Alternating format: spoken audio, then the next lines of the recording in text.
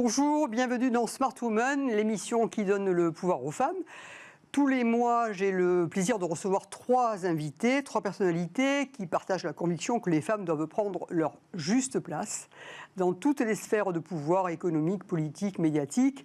Ce qui signifie qu'elles doivent pouvoir diriger des entreprises, quelle qu'en soit la taille, qu'elles doivent intervenir en tant qu'expertes ou dirigeantes dans les médias, qu'elles doivent occuper des postes politiques de premier plan, sans oublier le domaine scientifique, la tech et notamment l'enjeu essentiel de l'intelligence artificielle. Bref, nous avons besoin de plus de femmes en responsabilité pour plus d'équilibre social et plus de performance économique. Alors aujourd'hui, pour en parler, je vais avoir le plaisir de recevoir tout d'abord Erika Cogne, qui est la directrice générale de l'association Télémac, qui œuvre dans l'égalité des chances par l'accompagnement scolaire pour des élèves issus de milieux moins favorisés.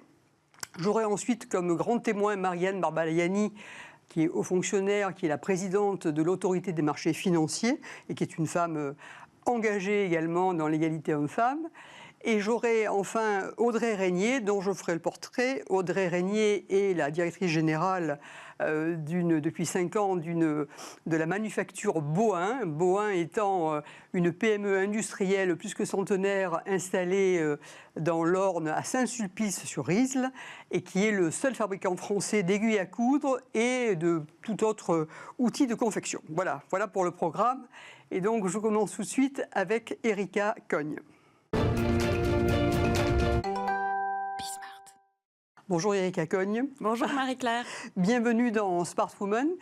Donc Erika, vous êtes la directrice générale de l'association Télémac et vous êtes d'ailleurs engagée depuis longtemps dans tout ce qui est égalité des chances et inclusion, puisque auparavant, ça fait 8 ans que vous êtes dans Télémac, mais auparavant, vous avez également dirigé la fondation Accenture. Bon, alors tout d'abord, parlez-nous en quelques mots de Télémac. Que fait Télémac? C'est une association qui va avoir 20 ans l'an prochain, donc que fait-elle? Oui, Télémac, nous existons depuis 20 ans en 2025, 20 ans pour promouvoir l'ascenseur social pour des jeunes issus de milieux modestes, garçons ou filles, on reviendra plus spécifiquement sur les filles, qui sont identifiés par des professeurs dès la 5e comme ayant un potentiel, mais effectivement scolarisés dans des collèges d'éducation prioritaire, dans des territoires fragiles. Et nous allons les accompagner jusqu'au baccalauréat et même au-delà, dans leurs études supérieures, on y reviendra, et dans leur insertion, et également en voie professionnelle, où il y a des pépites. Ce sont nos jeunes Télémac et nous les accompagnons à travers un double mentorat, une aide financière en plus de la bourse d'État et plein d'activités pédagogiques, des visites d'entreprise, une formation à confiance en soi, des visites culturelles. Non, très bien. Donc, alors, vous vous adressez aux garçons et aux filles, vous l'avez dit, vous les prenez sur dossier, donc sur qualité de dossier en 5e. Alors, les filles dans cet environnement, est-ce que c'est spécifique? Est-ce qu'il y a des comportements particuliers? Quelle est la proportion d'ailleurs de filles dans vos promotions, dans votre accompagnement? Alors, quand nous sélectionnons les jeunes, de façon assez étonnante, nous avons plus de jeunes filles. Et d'ailleurs, si nous ne régulions pas le point, nous aurions plus de 70% de jeunes filles. Pourquoi? Parce qu'en fait, en 5e, les jeunes filles ont une attitude plus positive face au travail. Elles sont plus sérieuses et elles sont plus motivées à réussir. 3 de nos critères, en plus du critère de milieu social.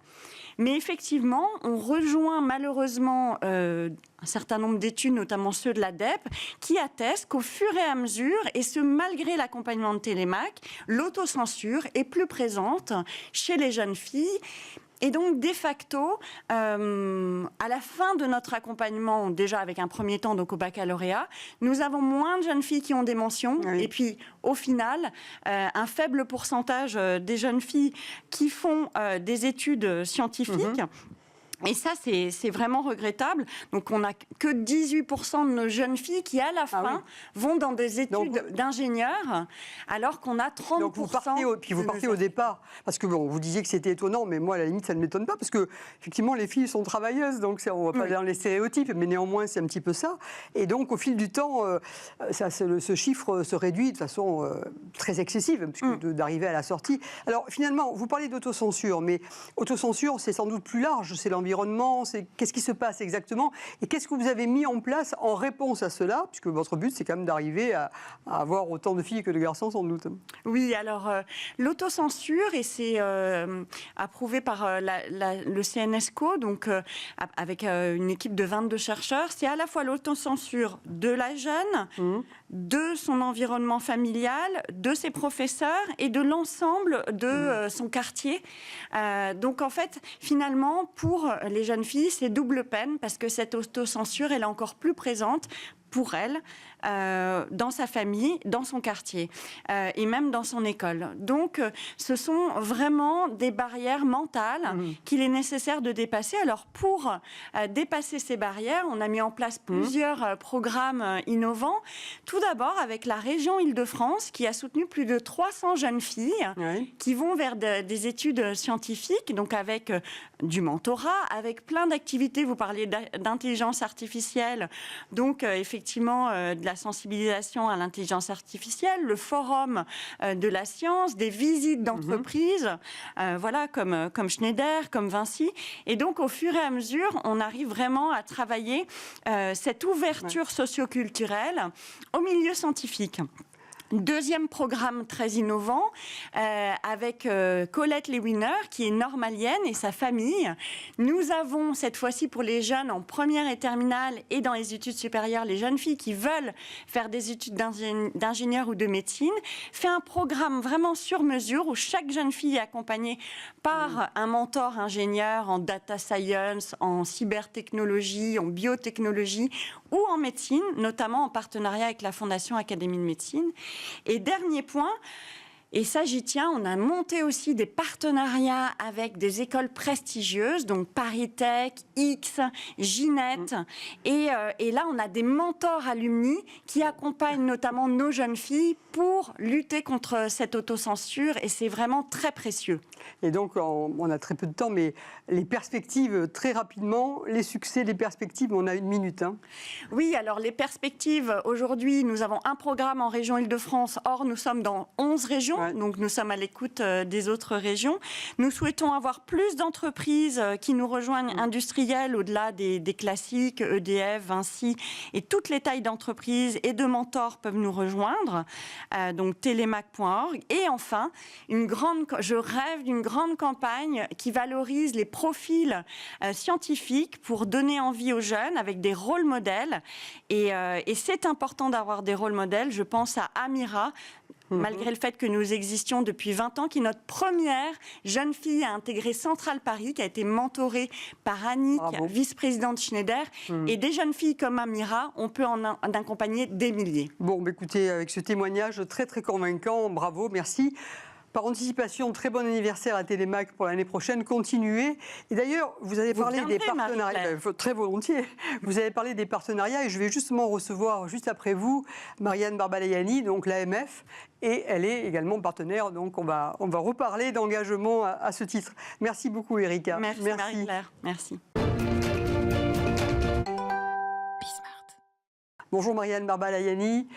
Un grand merci d'avoir accepté mon invitation. Alors, Marianne, je le disais en introduction, alors vous êtes une femme de pouvoir, dans la mesure où vous avez occupé plusieurs postes de haut niveau. Alors, je ne cite pas tout, mais notamment, vous avez été directrice générale de la Fédération des banques françaises, la FBF. Vous avez été secrétaire générale du ministère de l'économie et des finances. Et depuis fin 2022, vous avez été nommée donc à la présidence de l'autorité des marchés financiers, l'AMF, donc un poste très, très prestigieux. Alors, compte tenu de tout ce que vous avez fait déjà, une première question qui porte sur votre expérience personnelle. Finalement, vous, comment avez-vous vécu et vu votre position au sein des différentes instances où vous avez été? Est-ce qu'il y a des choses notables à dire à cet égard, par rapport à l'idée des femmes, bien sûr Je dirais qu'au grand âge qui est le mien maintenant, chère Marie-Claire Capobianco, j'ai été très frappée quand même par la progression phénoménale des femmes dans les postes à responsabilité. Pour moi, je dirais que de ce que j'ai vu dans le monde de l'administration ou de l'entreprise d'ailleurs, c'est vraiment la deuxième révolution avec le digital. Au cours des 30 dernières années, c'est ce qui a finalement le plus bougé. Alors après, ce qui est sûr, c'est que il y a un peu de désillusion pour les personnes qui sortent de leurs études et qui se disent que toutes ces histoires de discrimination, d'inégalité professionnelle, etc., c'est complètement derrière nous. Oui, non. Et en fait, plus on rentre dans le monde professionnel, je parle aussi d'une époque déjà un peu ancienne, et plus on y évolue, plus on se rend compte que ce n'est pas si évident que ça. Ce n'est pas si évident que ça. Et donc, après, moi, je n'ai pas à me plaindre. J'ai eu des responsabilités très importantes, à la fois en cabinet ministériel, dans l'administration, dans l'entreprise. Et maintenant, je suis la première femme qui dirige l'autorité des marchés financiers. Donc, je dirais que je ne peux pas dire qu'il y a des barrières infranchissables. Oui, mais souvent, quand on s'adresse à des femmes qui, telles que vous, sont dans des fonctions comme vous les avez, c'est aussi parce qu'il y a un mix entre opportunités, mais aussi conviction personnelle, énergie personnelle, détermination et le fait d'oser. Alors justement, pour revenir à la phrase que j'utilise, qui est de dire il faut que les femmes prennent, pas qu'on leur donne, mais qu'elles prennent leur juste place dans les sphères de pouvoir. Est-ce que finalement vous vous reconnaissez dans cette phrase ? Est-ce qu'elle vous la trouvez adaptée ou pas ? Et si on prend un peu de recul, vous avez déjà dit qu'il y avait des progrès, mais qu'est-ce qu'on peut dire de cette évolution ? Est-ce que les femmes doivent encore... Qu'est-ce qu'elles doivent faire pour arriver justement à prendre cette juste place ?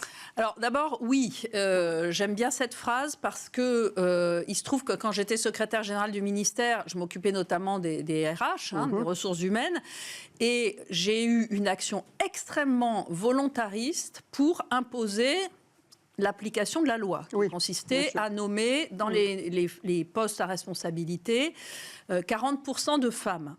Et pourquoi je retrouve cette phrase-là ? Parce que c'est vrai que ça n'est pas facile.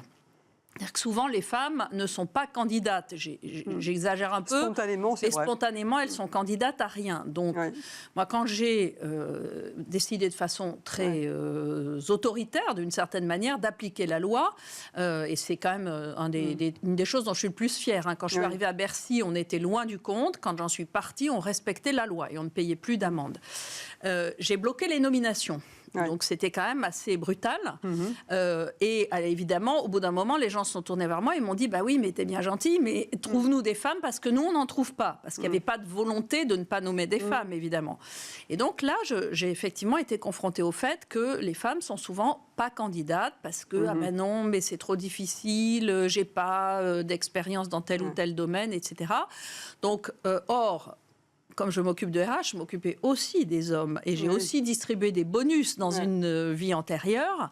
Les hommes, eux, n'ont jamais la moindre hésitation. C'est-à-dire que même quand ils sont très loin du compte, ils ont toujours toutes les compétences nécessaires pour occuper un poste. Mais tant mieux pour eux. Bien sûr, mais je ne critique pas. Je dis juste que... Voilà. Il faut que les femmes y arrivent à ça aussi. Il faut que les femmes... presque soient conscientes du fait que leur première réaction n'est pas la bonne.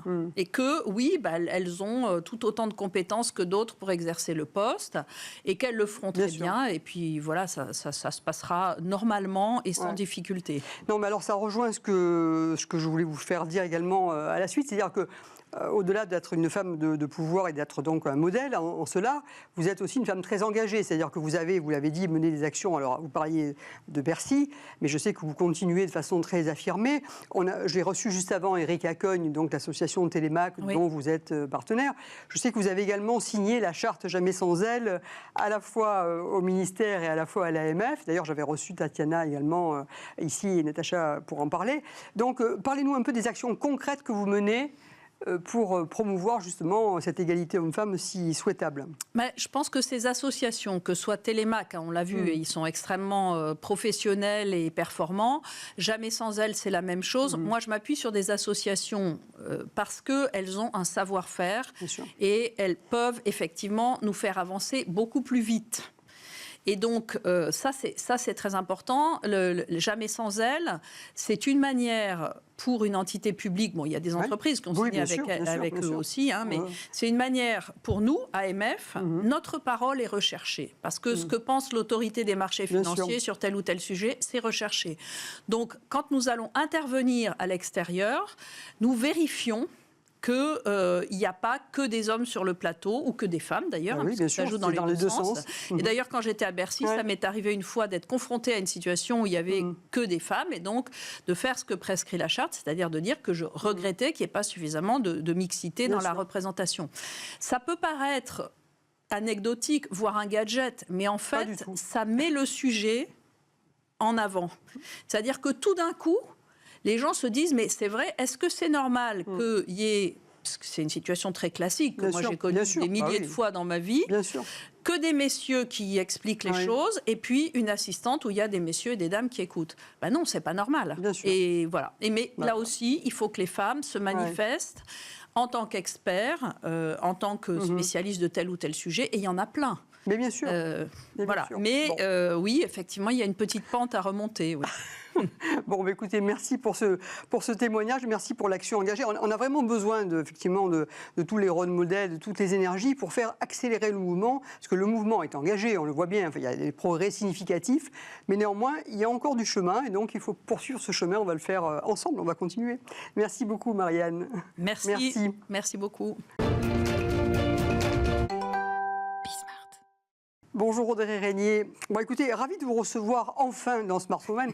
Alors, je dis enfin pour la petite histoire, c'est parce que vous deviez venir il y a quelques mois et ça tombait absolument le même jour que votre rachat des parts que vous ne déteniez pas encore dans l'entreprise. Donc aujourd'hui, grâce à cela, j'ai le plaisir de m'adresser à la directrice générale et propriétaire, avec votre mari bien sûr, de la manufacture Bohin. Voilà, donc c'est une anecdote qui demandait à être racontée. Alors, on va parler de Bohin, bien évidemment, mais on va aussi parler un petit de vous. Donc, c'est un portrait. Donc, on va redémarrer un petit peu du début. Donc, au tout début de l'histoire, et on va faire très court, mais néanmoins, au début de l'histoire, vous avez voulu arrêter vos études après un bac scientifique parce que vous aviez l'idée de créer un lieu dans lequel il y aurait différentes activités qui seraient associées. En fait, vous étiez en train d'inventer le concept de tiers-lieu, mot que vous n'aimez pas, mais néanmoins, c'était un petit peu ça. Bon, voilà. Alors, racontez-nous très, très brièvement l'avant Bohin, parce qu'après, c'est du Bohin pur sucre tout le temps. Alors, j'ai un très fort caractère, j'ai toujours eu. Et à 18 ans, je décide d'arrêter mes études. J'ai fait un bac S à la demande de mes parents et non pas à la demande de mon cœur. J'ai mon bac, je suis plutôt bonne élève. Et donc, je dis à mes parents, j'arrête tout, j'ai un super projet, j'ai le lieu, je sais ce que je vais en faire, ça va être super, j'ai des plans, j'ai tout préparé. Et mes parents m'écoutent et à la fin me disent, hors de question, tu vas continuer tes études. Donc en fait, j'ai continué mes études, je suis partie en gestion, administration et d'entreprise, et puis après, je continue en événementiel. Et au final, je me suis retrouvée avec un bac plus 5, ce qui m'a quand même bien aidé pour la suite de ma carrière. Vos parents avaient bien raison. Entre-temps, vous avez rencontré votre mari, ce qui était également très bien, parce que ça vous permettait d'envisager l'avenir ensemble dans de bonnes conditions. Exactement. Et puis alors, un jour, dans les années 2011, si je me souviens bien, votre père, qui n'avait pas oublié votre rêve malgré tout, vous invite à aller prendre connaissance d'une offre d'emploi qui parlait visite touristique industrielle, visite d'usine. Donc ça a été le choc. Donc racontez-nous cette entrée dans le monde Bohin. En fait, dans le réseau de mon père qui était chef d'entreprise dans l'Orne, j'entends parler de ce fameux musée d'une entreprise. Voilà. Et ça ne m'intéresse pas du tout parce que moi qui ai vécu en fait dans l'Orne adolescente, en rébellion contre mes idées d'adolescente, je ne voulais pas vivre dans l'Orne. Alors qu'aujourd'hui j'y suis très, très heureuse. Mais en tout cas à l'époque, je m'étais dit, moi jamais dans l'Orne, je ne travaille pas du tout dans un musée, je veux travailler à l'international, dans le marketing, la communication, etc. Et puis en fait, j'ai des jours en trop. Et là, je me dis, bon, allez, je vais aller voir, je suis curieuse. Et mon père m'avait dit, toi qui voulais être styliste étant petite, ils fabriquent des aiguilles à coudre. Et en plus, ils ont une roue hydraulique. Alors, je ne sais pas pourquoi, mais ça m'a charmée. Cette roue hydraulique m'a charmée. Donc, je suis en fait allée voir cette entreprise. Et je me souviens, c'était un matin d'hiver, donc ciel très bleu, grand soleil. Même dans l'Orne. Même dans l'Orne. Et je suis tombée amoureuse en fait des bâtiments en me disant c'était une pépite dans une vallée verte méconnue. Et en fait, de fil en aiguille, je suis tombée. C'est le cas de le dire. Je suis tombée amoureuse des machines, des personnes qui avaient ce savoir-faire. Et puis surtout, je me suis rendu compte que c'était pas du tout un musée, c'était une visite d'entreprise. Et en fait, finalement, à 25 ans, on me faisait confiance pour me laisser la gestion de projet, presque on va dire de B à Z, parce que tout était ficelé bien sûr en amont. Mais en fait, j'avais une grande liberté pour pouvoir mener à bien un projet d'entreprise. Donc c'est l'entrée chez Bohin par ce côté-là. Bon, alors tout ça, ça a duré 6-7 ans. Et c'est en 2018 que vous rentrez dans le dur en quelque sorte, puisque c'est là que vous faites un rachat partiel de l'entreprise. Alors, l'entreprise qui est plus que centenaire, mais qui avait entre-temps été en liquidation judiciaire, qui avait été reprise, donc qui avait déjà connu des aventures. Et vous, donc, en 2018, avec votre mari, vous faites un rachat partiel de l'entreprise et vous êtes plein d'énergie. Bon, et là, c'est pas tout à fait facile pour vous. Donc, non, alors voilà. On avait mon ancien PDG, donc départ en retraite, et on se positionne en fait pour racheter l'entreprise. Alors Fabien, mon mari, était dans la banque. Et j'avais besoin absolument d'un bras droit de confiance sur la partie financière. Donc c'est pour ça que je l'ai débauché. Donc on a racheté ensemble et on avait un associé. Associé donc qui est parti depuis juin et ce moment loupé ensemble. Et en fait on rachète l'entreprise et honnêtement c'est le début des catastrophes. On perd en fait la moitié du chiffre d'affaires, en tout cas sur le papier, le premier mois, avec le départ de clients, avec des difficultés de clients, avec aussi des sorties de fournisseurs. On a aussi notre dernier qui a 7 mois, qui fait une défaillance générale, qui est entre la vie et la mort, au CHU de Caen, à 1h35 de chez nous, et on a les 2 grands qui ont 4 ans et 1 an à gérer. Et puis on a malheureusement le départ d'un collaborateur qui ne revient pas à la suite d'un salon et qui est pour nous en fait une perte immense, qui met à mal en fait notre mental, notre cœur, mais aussi qui met à mal beaucoup l'entreprise, parce que c'était lui qui aussi gérait toute la relation commerciale. Donc vraiment une année. Donc vous avez passé une année, c'est l'année 2018 et puis 2019 aussi. Il y a eu d'autres choses aussi en 2019, mais voilà, et jusqu'à alors attendez, on va y arriver. Mais non, mais c'est intéressant de commenter cette partie compliquée de votre parcours, parce que finalement, vous aurez très bien pu arrêter à ce moment-là. Vous avez été sur le point de dire, on va y arriver. Pour autant, vous avez la foi de l'entrepreneur, donc chevillé au corps, et donc vous avez poursuivi. En fait, c'est ça qui est important. Après tout ça, il y a beaucoup de personnes qui m'ont dit, mais t'as jamais pensé à arrêter? Et je me suis jamais posé la question. C'est ça. Parce qu'en fait, d'une, concrètement, vous avez les emprunts bancaires, et puis de deux, vous pouvez pas laisser des personnes sur le carreau comme ça. Donc en fait, vous n'avez pas le choix de remonter les l'entrepreneur. C'est l'entrepreneur. Vous décrivez la mentalité de l'entrepreneur. Bon. C'est ça. Très bien. Et alors, le Covid arrive. Et pour vous, c'est la meilleure période de ma vie. Le Covid m'a sauvée, je pense, parce qu'honnêtement, après ces 2 années chaotiques, catastrophiques, on était encore de nouveau dans une galère à ce moment-là. Et quand le Covid est arrivé, je me suis dit, bon, bah écoute, Audrey, chacun rentre chez soi en bonne santé. C'était vraiment ce qui m'inquiétait en premier lieu. On perd à ce moment-là 40% du chiffre d'affaires, parce que nous, notre visibilité elle est de 48 heures dans la mercerie. On fait que simplement du réapprovisionnement de nos clients. Donc le jour où le confinement est annoncé, je perds tout mon chiffre d'affaires en 1 heure. Et là, je me dis, bon, de toute façon, on en a vu d'autres, on en verra d'autres. Et puis on se débrouillera, on trouvera des solutions. Mais au moins, chacun est chez soi. Moi, j'ai pu rester chez moi pendant 5 semaines avec mes enfants qui étaient encore petits, que je ne voyais pas, parce qu'en fait, je passais mon temps à l'entreprise pour sauver tout le monde et puis sauver l'entreprise. En plus, il faisait beau en Normandie. J'avais un jardin. Donc, clairement, ça a été la belle vie. Et puis, à la fin de ces 5 semaines, la mercerie a été placée en bien de première nécessité. Bien sûr. Voilà. Donc, là, tous les clients ont commencé à appeler parce qu'il fallait réouvrir les magasins pour que les gens puissent faire leurs propres masques. Parce qu'il n'y avait pas assez de masques en France à l'époque.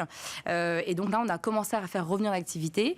Et bon an, mal an, à la fin de l'année, donc à la fin décembre, on était à plus 3% de chiffre d'affaires. Donc, on est passé de moins 40 à plus 3%. Et on a eu une grosse croissance, mais pour répondre aux besoins et à la demande, notamment française. Alors, parlez-nous maintenant de Bohain, de ce qu'est Bohain désormais, donc un peu la carte d'identité de l'entreprise, les défis auxquels vous êtes désormais confrontés, mais défis positifs. Donc, Oui, alors maintenant, Bohain, c'est une entreprise qui est vraiment qui est reconnue dans notre domaine d'activité, dans notre secteur, comme audacieuse, comme fun, et pour autant très traditionnelle en fait, sur la qualité de ses produits. On est très authentique, on a 191 ans, donc on connaît bien notre métier. Dans les enjeux, en fait, aujourd'hui... Vous êtes le seul fabricant français. Et vous m'avez dit que vous étiez dans le monde, il y avait 4-5 fabricants au total. On n'est que 5 fabricants et consortiums au monde à savoir fabriquer des aiguilles à coudre. Alors, et je rappelle juste quelque chose, c'est que sans aiguilles, nous sommes tous tout nus. Oui, mais donc, absolument, bien sûr. C'est hyper important de fabriquer des aiguilles en France. Alors justement, donnez-nous quand même quelques détails. C'est des aiguilles, mais c'est pas que des aiguilles, c'est la pelote, c'est tous les outils de convection. Donc, et par rapport à ça, il y a ce que vous fabriquez vous-même et il y a ce que vous achetez. En fait, Bohain, il y a trois casquettes. La première, fabrication ancestrales, traditionnelles, aiguilles à coudre, bracelet pelote, épingle à tête de verre, etc. etc. Ça, c'est 15 à 20% du chiffre d'affaires. La deuxième casquette, qui est la plus grosse casquette, c'est le négoce international. Donc là, on va travailler avec des fabricants qui travaillent le bois, la craie, le plastique, etc., que nous, on ne travaille pas, et qui vont fabriquer des produits du même niveau de qualité que notre propre production. Et on va mettre notre logo dessus, parce que c'est un label de qualité. Donc ça, c'est la partie négoce. Et puis, on a 3% du chiffre d'affaires qui est représenté par le tourisme industriel, puisque l'entreprise se visite. Vous avez continué à faire ça, effectivement. On a continué, on a 10 000 visiteurs par an qui viennent au contact des salariés pour découvrir la production et le savoir-faire. Et vos clients, vous faites du B2B, B2C, donc vous, en bon français. Donc vos clients, c'est qui? Puis un petit site e-commerce qui commence également. On a créé un site e-commerce pour les personnes qui sont vraiment les aficionados de la marque, qui ne veulent que du bois, acheter du bois et avoir tout le catalogue. Parce que quand on vend en fait nos produits à nos clients, ils prennent qu'une sélection. Donc là, au moins, on a tout. Donc nos clients, en fait, ce sont le premier ce sont soit des magasins de tissus spécialisés, soit des grossistes, soit des ateliers de confection ou des fournituristes qui revendent à des ateliers aussi. Et puis après, les grossistes vont revendre à des merceries et les merceries vont revendre au grand public. Donc c'est là, l'escalade est un petit peu lourde. Mais voilà. Et vous m'avez dit que, après vous me parlez des défis aussi, mais vous m'avez dit que vous aviez notamment une partie de clients à l'export et aux États-Unis. Et vous m'avez dit que les États-Unis, c'était le patchwork. Exactement, voilà. En France, en fait, on est sur toutes les disciplines. Aux États-Unis, on est presque exclusivement sur le patchwork. Aux États-Unis, c'est culturel. Tout le monde fait du patchwork. C'est dans leur tradition, c'est dans leur histoire. Et surtout, quand on fait du patchwork, on a besoin d'outils de grande précision et de très grande qualité. Parce qu'un patchwork, ça peut durer des années et des années à faire. Donc, on n'a pas envie d'avoir de mauvais outils quand on y met autant de temps et autant d'amour. Bien sûr, bien sûr.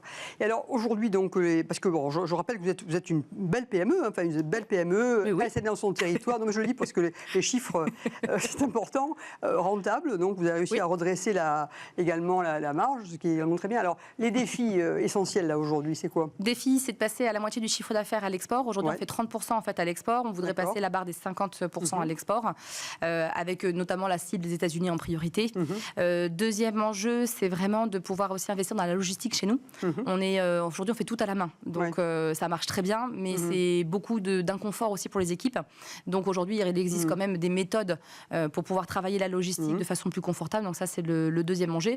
Et puis, le troisième enjeu, c'est de pouvoir se déployer encore plus sur le marché français, puisque comme, en fait, on ne vend pas ou très très peu en direct, on ne maîtrise pas en fait notre implantation sur le territoire.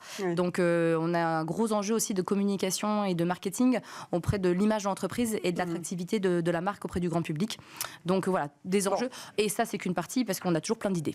Il faut que je vous réinvite dans quelques temps pour que vous en parliez. Bon, malheureusement, le temps, on ne l'a plus, donc on ne peut pas parler de vos engagements, mais par ailleurs, vous êtes engagé aussi dans l'accompagnement de l'entrepreneuriat sur le territoire, Femmes et Challenge, etc. On aura une prochaine occasion d'en parler. En tout cas, merci pour ce témoignage. J'espère que beaucoup d'entrepreneurs, alors notamment des femmes, mais pas que, vont l'entendre parce que ça montre bien que si on a vraiment la volonté, on y arrive.